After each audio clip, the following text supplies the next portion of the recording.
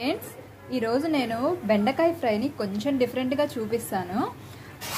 ఎందుకంటే దోసకాయ పప్పు చేశాను, దానిలో కొంచెం డిఫరెంట్గా ఉంటే బాగుండిద్దని దానికి ఒక 1/2 కిలో బెండకాయలు కోసి పెట్టుకున్నాను.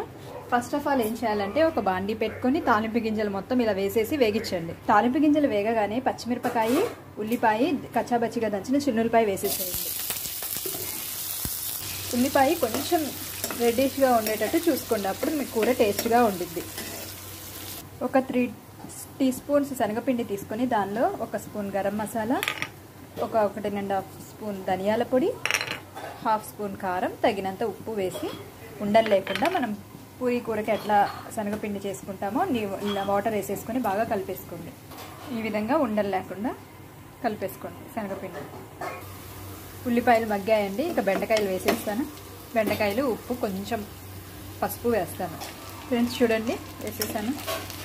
ఎక్కువగా ఇలా తిప్పేస్తే అవి జిగట బాగా వచ్చింది, అందుకని వదిలేసేయండి, మూత కూడా పెట్టద్దు. జస్ట్ ఇలా అని ఇంకా వదిలేసేయండి. చూడండి ఫ్రెండ్స్, మనం అప్పుడప్పుడు తిప్పటం వల్ల ఇలా జిగట లేకుండా కొంచెం పొడి పొడిగానే ఉంది. ఫ్రెండ్స్ బెండకాయ వేగిపోయింది. నేను కారం ఉప్పు కొంచెమే వేస్తాను, ఎందుకంటే శనగపిండిలో కలిపాను కదా. 1/2 స్పూనే వేసాను ఫ్రెండ్స్ కారము. ఉప్పు ఇంకా మీకు టేస్ట్లు తగినంత. ఇప్పుడు వెంటనే నేను శనగపిండి లిక్విడ్ అనేది దీంట్లో వేసేస్తాను. వేసేసి కదిలించకుండా అంతే ఒక 5 మినిట్స్ ఉంచాలి, ఆ తర్వాత తిప్పాలి. ఫ్రెండ్స్ చూడండి, శనగపిండి లిక్విడ్ వేసేసాను, కొంచెంసేపు కదిలించకుండా అంతే ఉంచండి. చూడండి కలిపిన తర్వాత ఈ విధంగా ఉండిద్ది. ఇప్పుడు కొంచెం హై మీద పెట్టుకోవాలి, ఎందుకంటే అది కొంచెం పకోడీ టైప్ రావాలి కదా. సిమ్ మీద అయితే పెట్టుకుంటే రాదు. ఫ్రెండ్స్ చూడండి అయిపోయింది శనగపిండి బెండకాయ కూర.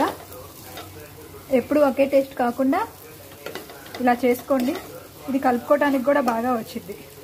ఫ్రెండ్స్ అయిపోయింది, దించేస్తున్నాను.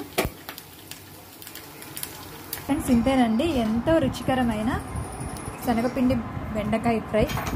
ఒకసారి మీరు ఈ విధంగా ట్రై చేయండి, చాలా బాగుండిద్ది.